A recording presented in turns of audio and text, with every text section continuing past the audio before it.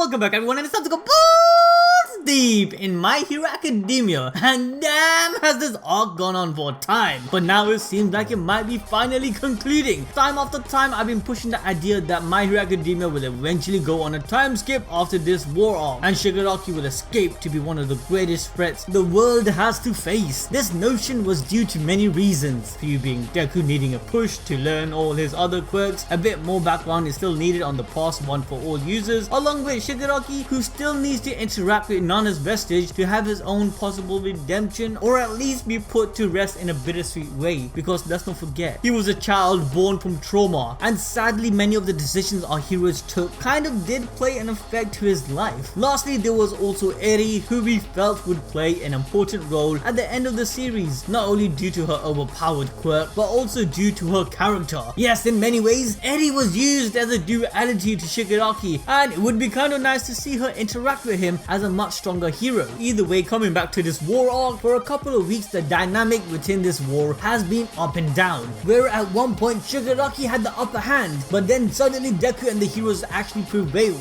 But that didn't last so long, because Dabi came into the mix, revealing his Toya Todoroki, shattering their hopes and minds, and possibly ending the heroes once and for all? No, this is a roller coaster of a ride, and Horikoshi is just throwing Uno reverses on both sides. Just when all hope is lost, best Jeanist comes back from the dead along with Oji, no longer quirkless boy Mirio. Like, this couldn't get better. However, just because last week the heroes seem to have everything under control, even with GIGANTOMACHI down for the count, you guys better bet your ass that this chapter will have another moment of where the tables will turn. But guys, before we get into this video, I'd like to quickly remind you lot that we are having a 10% sale on everything on our merch store with the code XMAS. Yes guys, this is our Christmas special to you lot, so make sure you get your anime gifts ready from our merch store. Okay, so right off the bat, the chapter starts with a grim look at the hero camp, all on stretchers or flat out unconscious. We see the toll this war has taken upon the heroes, such as Thickums, Miracle, Aizawa Sensei, Gran Torino, Hawks, Mount Lady, Endeavour, and even Deku. As we are shown these images, we hear Jeanist say, "The anesthetics is beginning to show effect." This is undoubtedly not just some coincidence. So many people, one after another, all wore down this powerful beast just enough for the drug to kick in. Best Jeanist, as he gushes out with blood from his eyes and nose and probably even mouth, he says, "I have faith. A single strand may be thin, but banded together they may form a strong rope. Had even one strand be flimsy, then this wouldn't have been possible." And to be honest, it is kind of like a double wordplay, as is referring to his actual quirk ability, along with the fact that everyone done this together, and alone this would not be possible. With that, Jeanist then starts lowering his rope, slamming Makia into the ground. We then cut to Mirio battling the high-end Nomus, which were circling Makia all this time. Mirio says that this Ben 10 brainstorm looking Nomu might be a bigger problem than he thought. His movements are simple, but his speed and tenacity ain't a joke. The biggest shocker is that these Nomus are on the same level as the Nomu from the Kyushu incident, where in chapter 188 it took everything from the #1 hero Endeavour to bring that high-end Nomu down. This speaks volume to the development of our heroes from UA during the time skip before this war started. Either Mirio and even injured Bakugo are holding their own against these dangerous Nomus. Just think about that guys, the level up is insane. However, one thing I would like to point out is that Mirio mentioned that these Nomus are tenacious and swift, but were only doing simple movements. If you go back to chapter 185, one of the big reasons for the high end giving Endeavour such a hard time was that it had intelligence. It could not only form words, but even called out Endeavour during the fight. But coming back to the battle, we then see Bakugo blast straight into the brainstorm looking Nomu, causing Ida to use Bakugo's hero name. Yes, this is Ida we're talking about, so he's actually gonna say the full name. Great explosion, murder, god, dynamite. Oh damn, that name is magical. But Ida tells Bakugo that he's no match for the Nomu when his body can't even take a tumble. Bakugo wanted to clap back on this disrespect, but then he realized that he's so injured he can't even form his words correctly.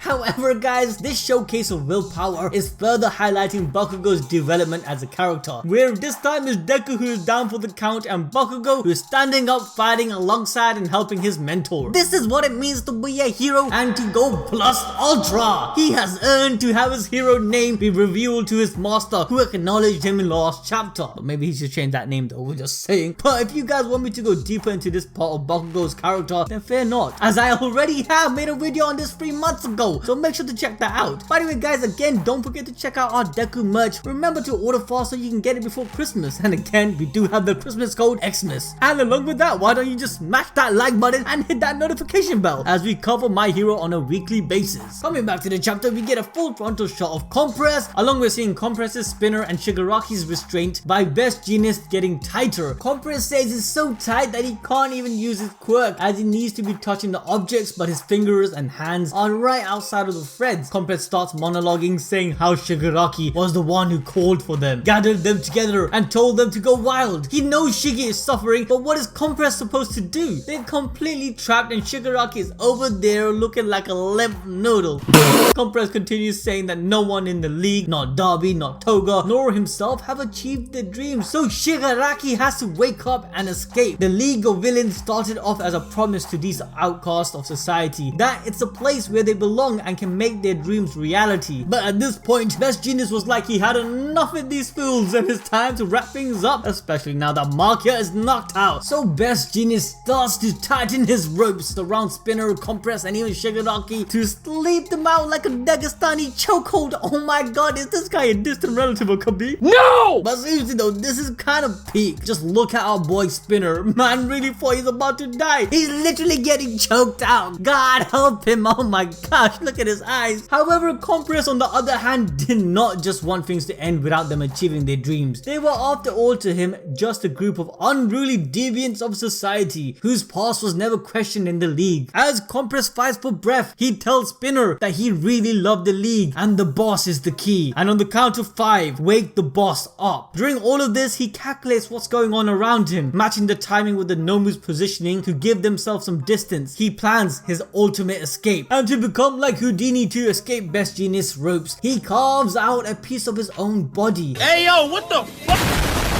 Giving his arms room to move, ultimately allowing him to use his quirk. Yes, after escaping from his entanglement, he then uses his quirk to shrink the unconscious Shigaraki and spin it into tiny marbles to save them from Jeanist's rope. As he then runs up the back of Markia, breaking the ropes in his path that was restricting him. Compress going as far to even cut off his own flesh shows the fact that these guys ain't playing around. Each and every one of them are as determined as the heroes. In fact, Compress even says in his mind, don't believe for a single moment that you're the only ones giving your lives for a cause. This once again goes to reflect on no matter what side you're on, either way to yourself and your friends, you're on the right. You're fighting for some sort of justice. Dabi was fighting for the justice of oppression that he felt from his father. Even Toga was fighting for some sort of justice against her own oppression for not being accepted in society due to her quirk. And when it comes to Shigaraki, he was oppressed by his own father due to his hatred towards heroes, which actually stemmed from All Might Sensei Nana Shimura for abandoning her child. Regardless of her reason, this left Shigaraki's father to have some deep-rooted trauma later being taken out on his own child's life. And the worst thing about all of this is, when Shigaraki was going through this oppression and strife, there was no one to help him. The heroes that he called out for were nowhere to be seen. To him, in many ways, shattered his dreams of what a hero is. And then later, unfortunately, he was found and manipulated by his own grandmother's #1 enemy, All for One. But coming back to the chapter, Compress running away with Shigaraki and Spinner in marbles, Jeanist wasn't going to just let them get away. Jeanist, believing that Compress shaving off his own flesh is fatally wounded and he has no hope of escaping, so he uses the fibers on Compress's own clothes to bind him. That's pretty sick, I can't lie. But we're talking about the great magician escape artist Compress here, Because his hands are still free, he was able to use his quirk to allow him to escape again before the fibers can trap him securely. And he does that running past Skeptic, who is still tied up by Jeanist. Skeptic even asks his Compress to come and save him, but you know he ain't got no time for that. Compress then admits to himself that escape and deception are his only strength. But this is how he can save his team from the crisis.